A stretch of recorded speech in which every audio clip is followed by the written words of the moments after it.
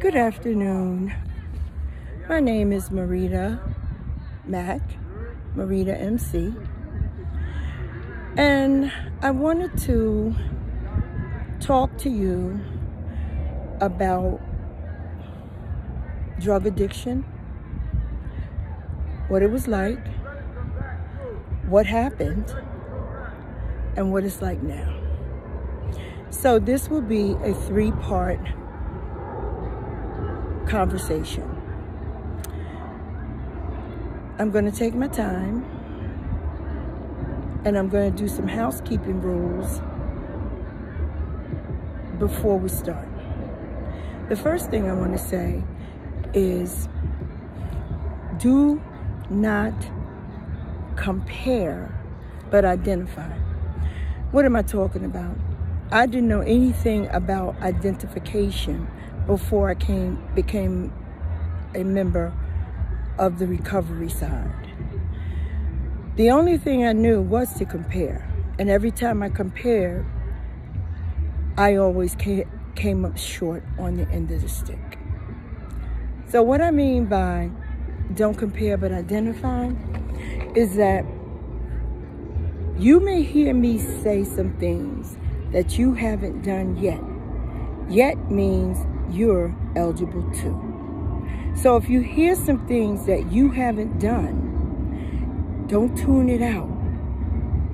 Once you tune it out, you're not going to learn from the experience without possibly having to go through it yourself.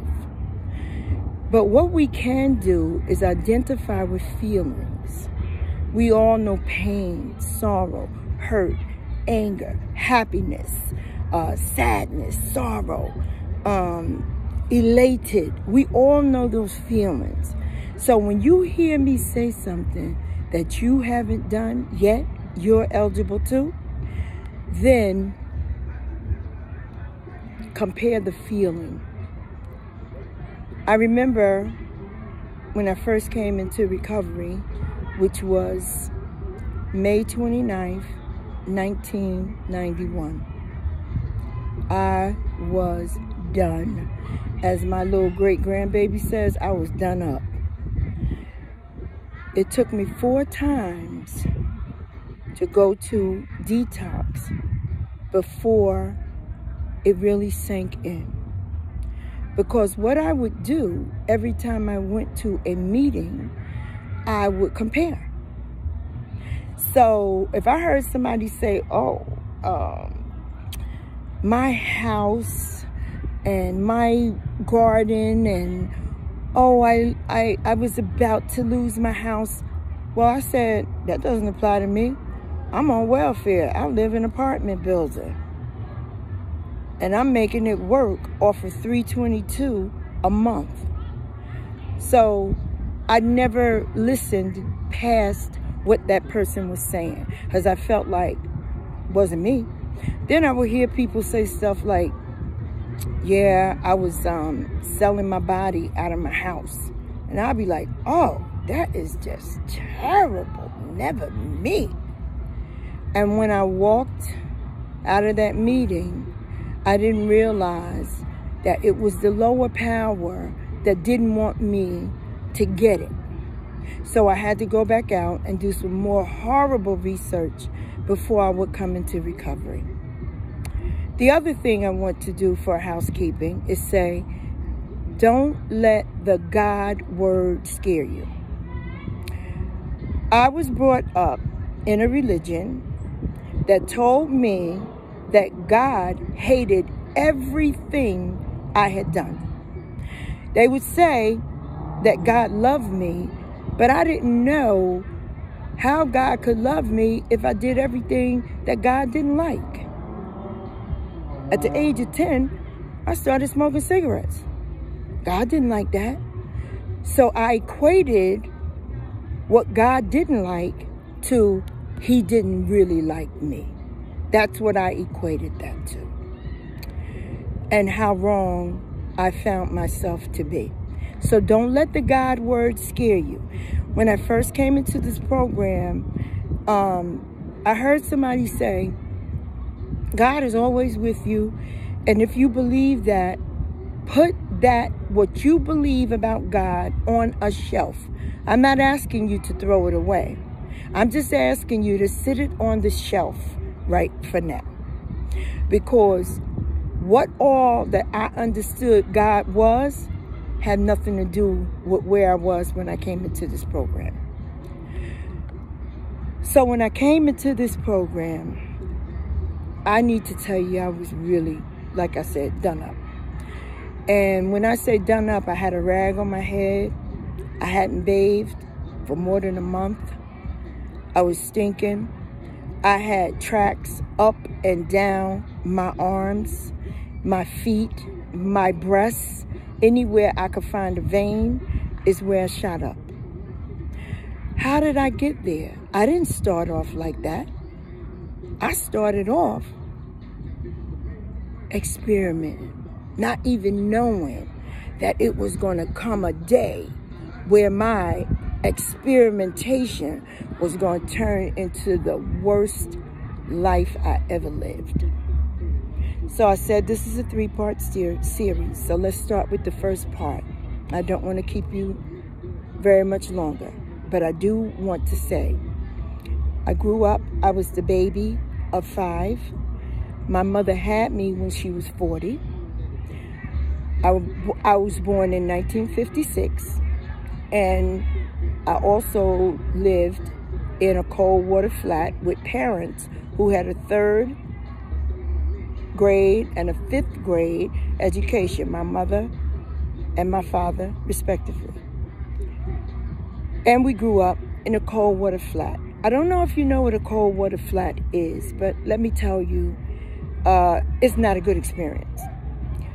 You don't have any heat in winter unless you had a potbelly stove in the living room, or you had to put on the oven, hang up blankets to all the other rooms that you didn't want to heat, and everybody was in basically 2 rooms in the house.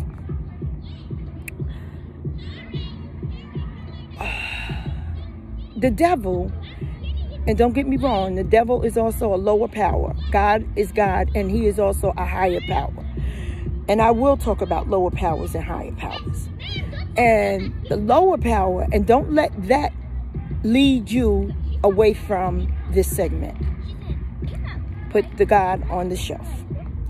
So, the devil was after me, I guess, when I came out the womb.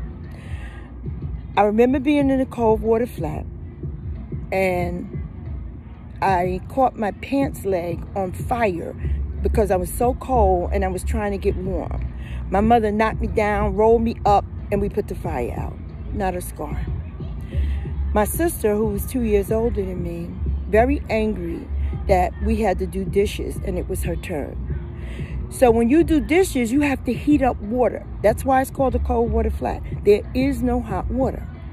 If you want to bathe, you have to heat up the water. If you want to wash dishes, you have to heat up the water. So we had a pot that was very big, and my sister hated the fact that she had to do these dishes. When we sat the pot on the sink, she told me to hold it. She took her elbow and she bumped the pot. Whether it was intentional or not, to this day, I will never know. But she burnt my stomach. All the skin just rolled off of my stomach.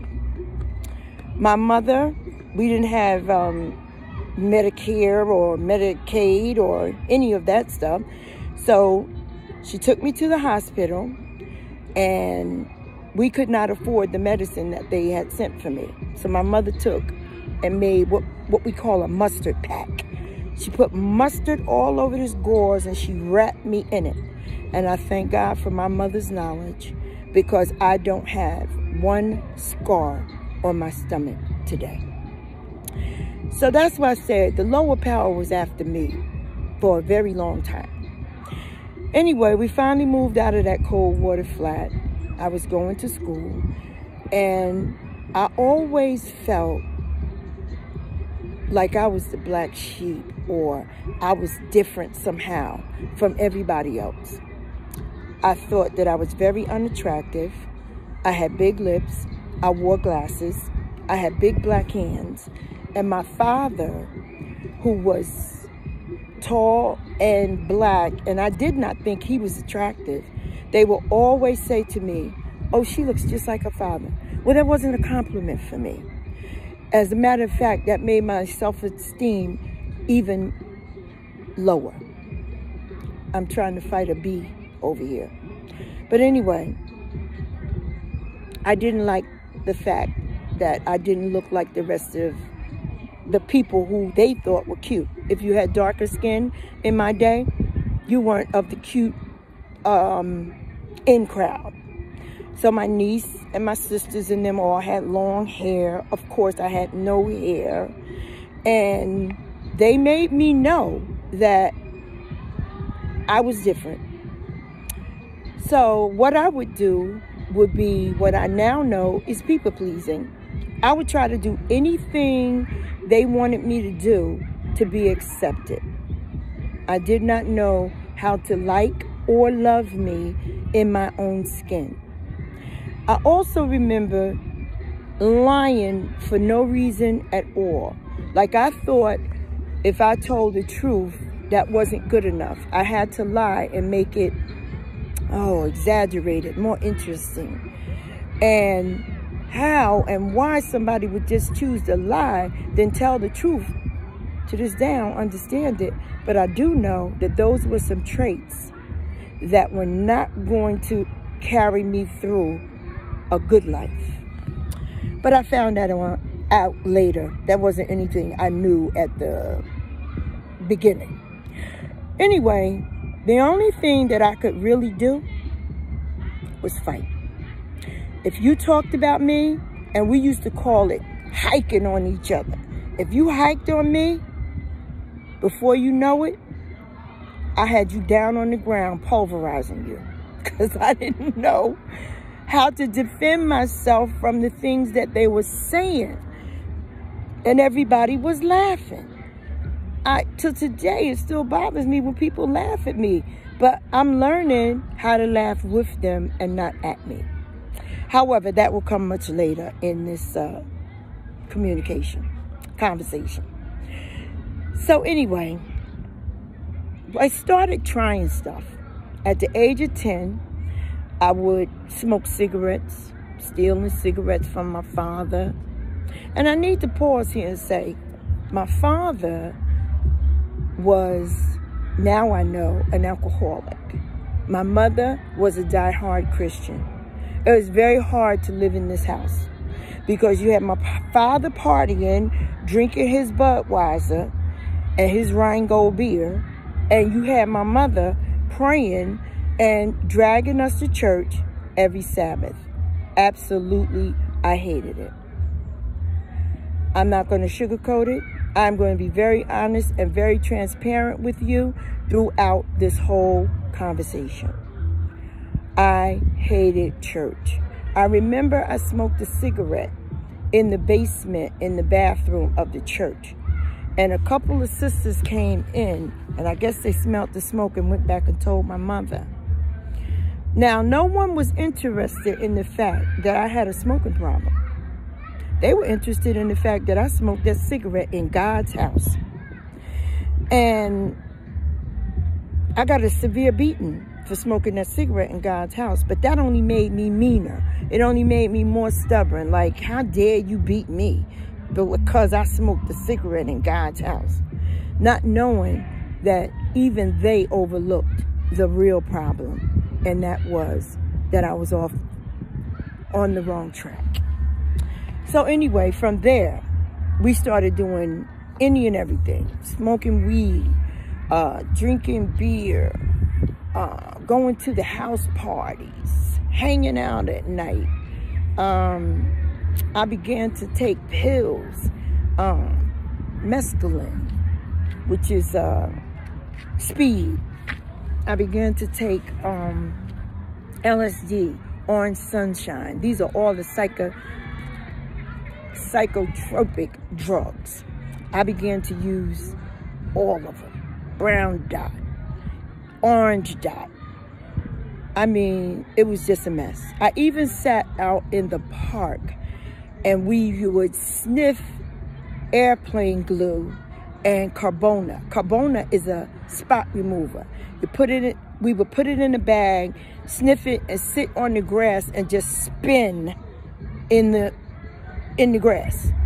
And something should have said there's something wrong. Like my mood changed, my attitude changed, but nobody in my house noticed it. I also suffered with not wanting to bathe. I mean, that's not natural when you're a kid. You should want to love water and get in it. I hated to bathe. I'd rather stay in my bed and stay curled up, not knowing these were signs of depression. And I had it and never knew what to call it. All I knew is that I didn't want to bathe, I didn't want to get up, I didn't want to go to school, and I would stand in the bathroom and pretend that I had washed up. Go out to school and start the people pleasing all over again. I did what I thought people wanted me to do. I never knew what I wanted to do or how to even express how I felt. I literally used my feelings, I guess you could say, I felt whatever you felt. If you were happy, I was happy. If you were sad, I was sad, because I didn't know how to be. So with that, we've already spent 15 minutes, and I don't want to keep you any longer, but I do want you to join in for part 2, because part 2 is where it gets real. I did not know that the things I was doing would lead to the worst life I ever lived. So this was part 1. What happened? Those are the things that happened. Smoked weed, took all kinds of pills, uppers and downers, drank liquor, drank beer. People say, oh, what's your favorite drink? I said, I drink the sign, beer, liquor, and wine, because I did it all. So in our next section, we will talk about what really happened and how I got to be at the lowest point of my life.